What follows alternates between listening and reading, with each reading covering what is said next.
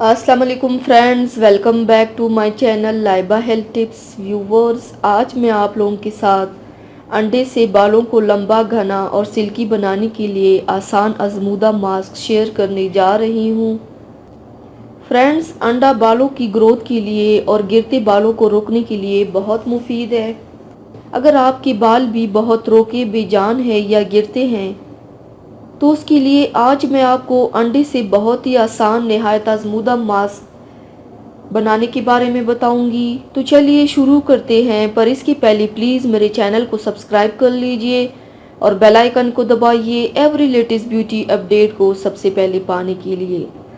इसके लिए आप लोगों को चाहिए, सबसे पहले बर्तन में एक अंडा डालें, उसमें 4 चम्मच बगैर पानी वाला दही डाल दें, 2 चम्मच जैतून का तेल या नारियल का तेल डाल दें और 1 चम्मच नींबू का रस डालें।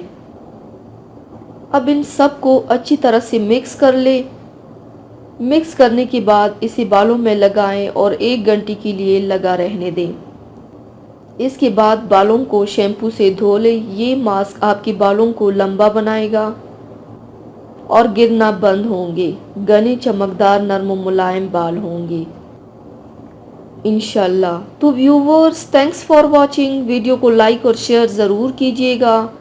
मिलते हैं एक और नई वीडियो में, तब तक के लिए अल्लाह हाफिज़।